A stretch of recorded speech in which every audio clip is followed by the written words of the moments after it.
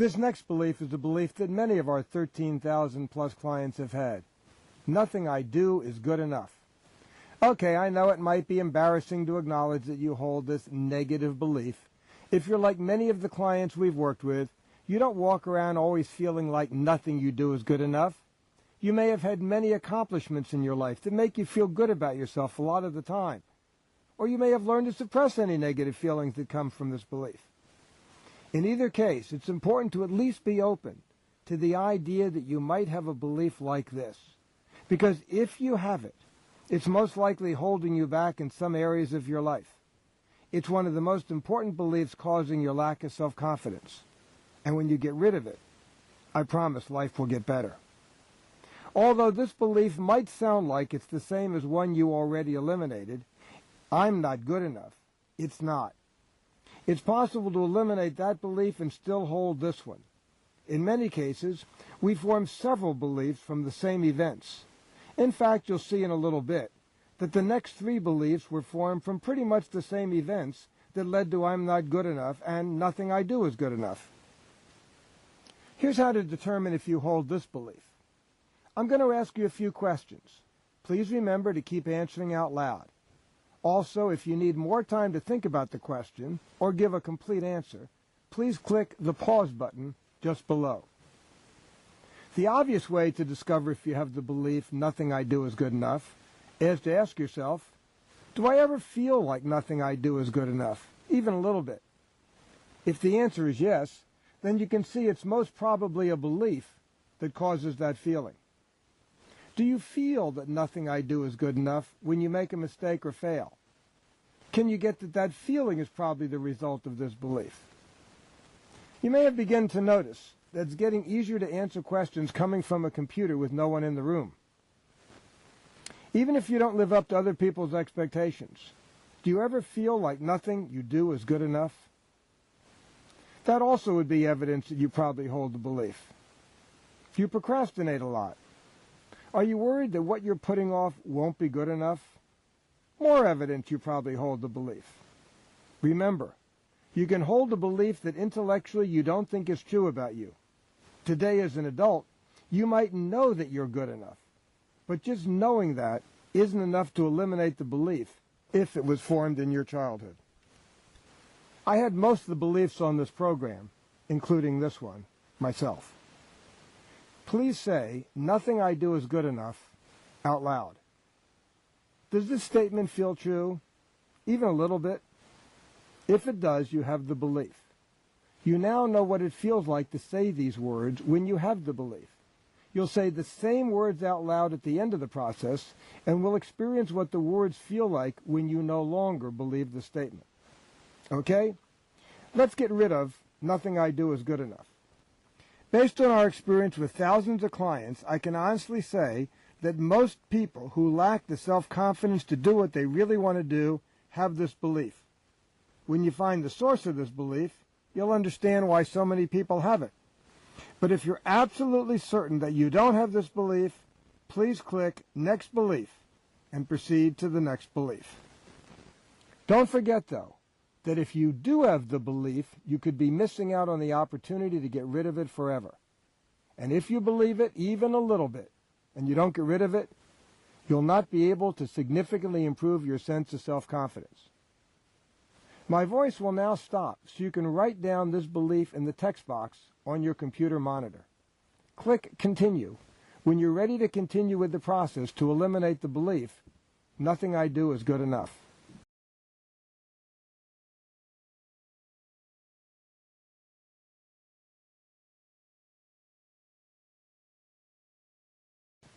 The next step to eliminate a belief is to figure out when you formed it. Most of our beliefs, certainly almost all of our self-esteem beliefs, were formed from events involving your parents that occurred when you were a very young child. Remember, a belief doesn't come from a single incident, but from many similar interactions. And when it's a very broad belief like mistakes and failure are bad, or a belief about oneself like nothing I do is good enough, it's always formed from experiences we had with our parents when we were young. Most likely your parents did their best to bring you up as well as they could. Most parents love their children. But how many are aware that children are forming these kinds of beliefs as they grow up? I think I know how you just answered that one. So most parents just don't realize the impact of their words and behavior on their children. And that's why most of us form negative beliefs from our interactions with our parents, even though that's not what they intended at all. Let me remind you what I told you during the first belief. There's a constant conflict between what most parents want and what most children do. Parents usually want their kids to be quiet. Kids are usually not quiet. Parents usually want their kids to be neat. Young children don't even understand the concept of neat. Parents usually want their kids to do what they're told. Kids usually want to do what they want to do. And when kids don't follow instructions, the reaction of their parents ranges from mild annoyance to extreme anger and punishment. By now it should be clear that in most cases our parents loved us, and they didn't have much parenting training. They may have had a lot of their own beliefs that were affecting their parenting, and they could have had some unreasonable expectations. Given all of that, we form some beliefs in our childhoods that are having a negative impact on us later in life. It's not our parents' fault. They did what they did, and we gave their behavior meaning, which we can eliminate now. Okay? So for the rest of the beliefs in this program, I won't keep reminding you that I don't mean to criticize your parents when I acknowledge that their comments and behavior are the source of most of our beliefs today. It's only one step in getting rid of the beliefs forever. The source of this belief, nothing I do is good enough, for most people is mom and dad's annoyance or anger when we don't do what they want, when they want it, or the way they want it. Sometimes their reaction is minimal displeasure. Sometimes it's extreme anger and punishment. But in any case, children usually conclude that if mom and dad are dissatisfied with me, it must be my fault. And what are the words parents say so often they've become a cliche? Don't you ever listen? How many times do I have to tell you? What's wrong with you? And what would these words mean to a young child if repeated often enough? I guess nothing I do is good enough.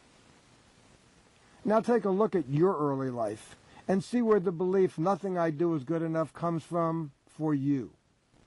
Then type into the text box on the screen the type of things your parents did and said in your childhood that led you to form this belief, nothing I do is good enough. You probably heard them say things like, can't you do the simplest things properly? Can't you do better than that? You may not have heard much acknowledgement either when you did accomplish things. Rather than writing down how you felt about it, describe the actual situations, what your parents actually said and did, such as, my parents often got annoyed or angry at me when I didn't do what they wanted me to do. Take the time you need because this is important. When you're done writing, click Continue. Now the program will pause.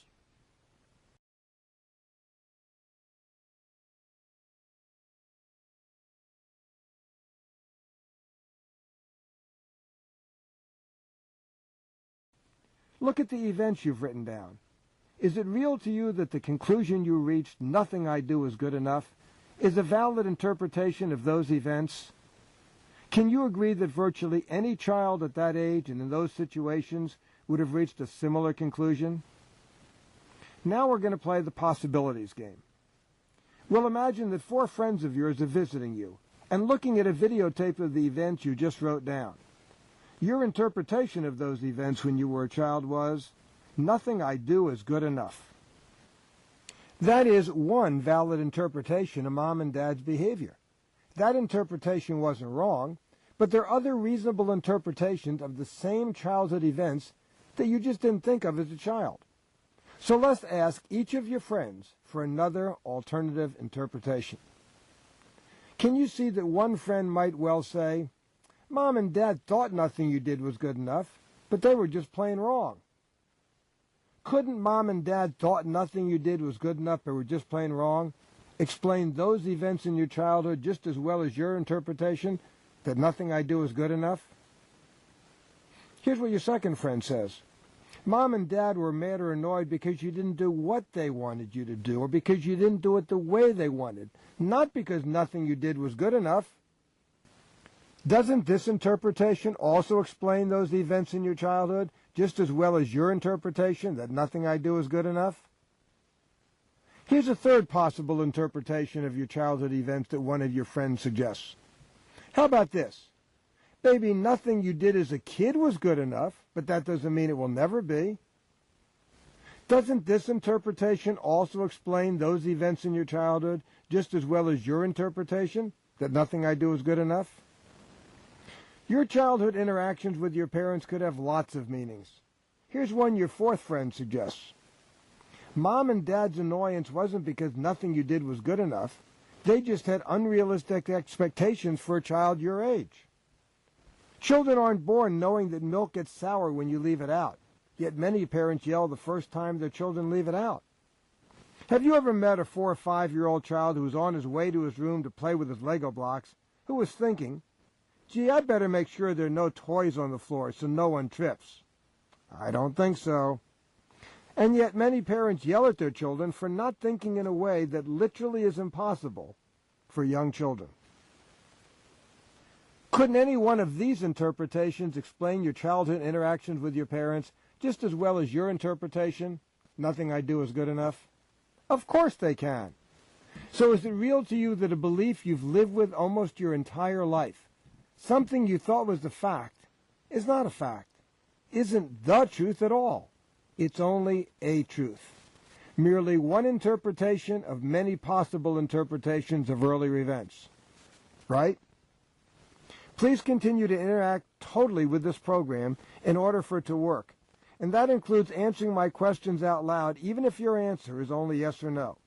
So let me repeat the question. Do you accept that nothing I do is good enough is not a fact, is not the truth, but just a truth, merely one interpretation of many possible interpretations of earlier childhood events? I'll bet you do now. With a little help from me and your friends, you can see that the earlier events associated with your parents' annoyance when you didn't do what they wanted, when they wanted, could have at least 4 different reasonable interpretations or meanings. Do you remember what you wrote down a few minutes ago as the source of your belief, nothing I do is good enough? Look at the text box below on your screen.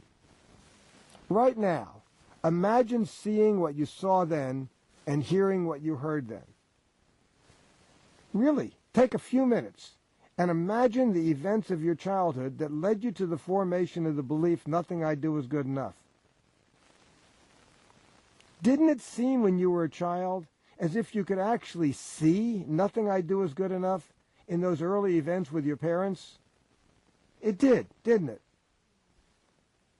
You may have the sense that you didn't see the belief, you felt it. Once you formed the belief nothing I do is good enough, you probably did feel it. I'll get back to the feeling in a minute. But what I'd like you to focus on now is not the feeling, but on my question, didn't it seem as if you could see nothing I do is good enough? As if it was a fact you observed in the world? I didn't hear you. Did you say yes? Remember what I explained when you were eliminating the earlier beliefs? What happened was that you looked at events that could have had many different meanings and chose one, which in this case was nothing I do is good enough. By attributing that specific meaning to the events, each time you saw Mom and Dad's behavior, it was as if you could see that meaning in their behavior. But you didn't discover the meaning in the events, you attributed the meaning to the events. They had no meaning before you gave them one. Now that you think you saw nothing I do is good enough as a child, I'd like you to look again. Did you really see nothing I do is good enough? If you did, what does nothing I do is good enough look like? Can you really point to it? Is there a color, shape, location? Even if your parents said those very words to you, there are as many interpretations of your parents saying something as there is of their behavior. You can't see that anything they say is necessarily true, or even that they believed it. Is it real to you now that you saw events but never really did see nothing I do is good enough? If anything you can really see can be described, and if you can't describe what nothing I do is good enough looks like, is it clear now that you never really saw it? Since you never really saw nothing I do is good enough, what did you actually see? Is it clear now all you really saw was the reaction of one or both of your parents when you did something? In other words, all you really saw was a series of events? You see, what happened was that you looked at a series of events which can be interpreted in many different ways. You gave the events one meaning, which was nothing I do is good enough. By attributing that specific meaning to the events, each time you saw Mom and Dad's behavior, it was as if you could see that meaning in their behavior. But you didn't discover the meaning in the events, you attributed the meaning to the events. They had no meaning before you gave them one. I'm going to make an important distinction here between consequences and meaning. There clearly were consequences to your parents' behavior. You got yelled at or punished, or your parents didn't talk to you. But was there any meaning to their behavior? Let me explain what I mean by meaning. Imagine you're in a room and someone you know comes in and doesn't speak to you. What might you automatically think? Now, for example, you might have just said, they're mad at me, or they're being rude, or maybe they had something on their mind and didn't notice. Notice, however, that what you just said is the meaning you gave to the event. And where did the meaning you just gave their behavior come from? That's right, your mind. Meaning is in your mind. Yes? So if meaning is in your mind, is there any meaning inherent in your parents' behavior? Or in any other events for that matter? Of course the answer is no. So it's not that what happened to you as a child didn't matter, it just has no meaning. Is it real now that the events had no meaning until you attributed one to them? Here's another way to understand that events have no inherent meaning. When I say that, I'm saying you don't know anything for sure about you, about other people, or about life as a result of these experiences. What do I know for sure about you from knowing about how your parents treated you when you were a child? Is it clear that I wouldn't know anything? And if I don't know anything, you don't either. All you know for sure is what actually happened. Your mom and dad sounded annoyed or angry, and perhaps punished you when you didn't do what they wanted you to do when they wanted you to do it. And finally, if you never saw nothing I do is good enough out there in the world, where has it been all these years? Did I hear you say that nothing I do is good enough has only existed in your mind? That you never did see it out there in the world? That's right. Now, if the belief is more real to you as a feeling than as a concept, here's another way to look at it. Didn't it seem as if your parents' behavior and comments when you were a child made you feel nothing I do is good enough? It did, didn't it? I'd like to suggest, however, that their behavior and comments couldn't have made you feel nothing I do is good enough. Because as you just acknowledged, the events had no meaning. And meaningless events can't make you feel anything. So if Mom and Dad's behavior couldn't have made you feel nothing I do is good enough, what did make you feel that? By now I think you know the answer to that question. Please answer out loud. That's right. You felt that only because that's the meaning you had already given to your parents' behavior. Let me help you make this real. Imagine that I had been there when you were a little child and had shown you the alternative interpretations for your parents' behavior. And after that conversation you concluded, my parents are having unreasonable expectations of me. Their annoyance has nothing to do with whether what I do is good enough or not. So now here's what I'd like you to do. Take a moment and really imagine being a child. And Mom and Dad get annoyed at you again for something you did or didn't do. As you imagine the events, apply this different interpretation to their behavior. Notice how it feels to be a child who's thinking, my parents have unreasonable expectations of me. That's why they get annoyed, not because nothing I do is good enough. You can use the pause button below to pause the video while you make this childhood scenario more real for yourself. When you're done imagining, press the play button. As you imagine this scene, does it still feel like your parents' words and actions are making you feel nothing I do is good enough? Probably not. And if you didn't feel nothing I do is good enough then, would you feel it now? Again, the answer is no. So mom and dad's behavior never caused you to feel nothing I do is good enough. That feeling came from your interpretation of their behavior. And since your feelings were not caused by events in reality, they're only the result of a meaning you made up to explain the events, is it real that the feelings you had when your parents were annoyed or angry didn't tell you anything at all about whether what you did was good enough or not? They didn't, did they? Okay, now take a deep breath, let it out slowly, and then say out loud, nothing I do is good enough. Is it the truth?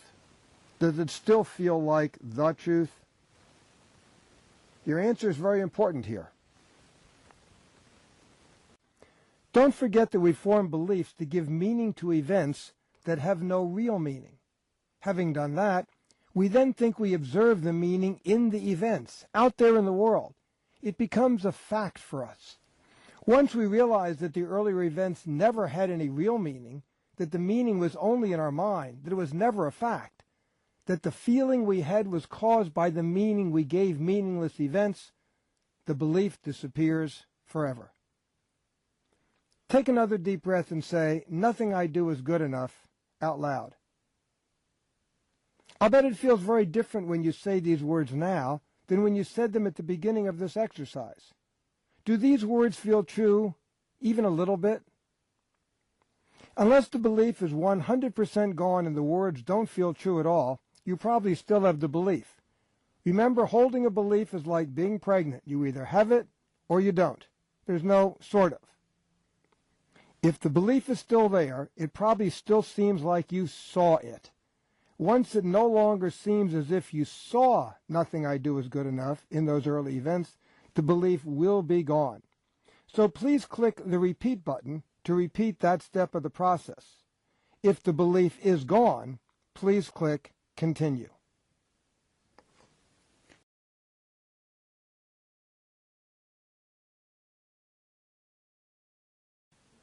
Now that you're clear the belief really is gone, let me congratulate you for eliminating your sixth belief.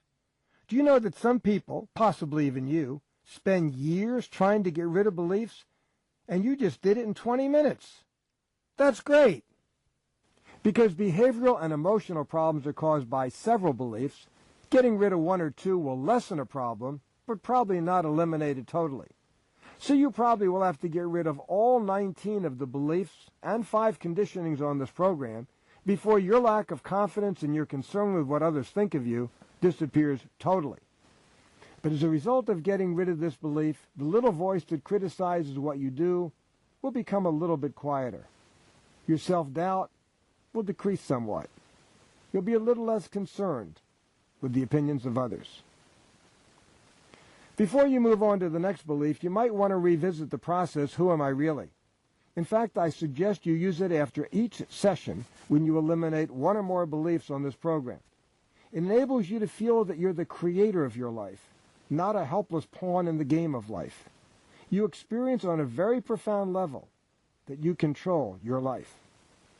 I found that after using this process to get myself into that state many times, I started to experience that anything was possible and that I had no limitations most of the time on a day-to-day basis without even having to do the process.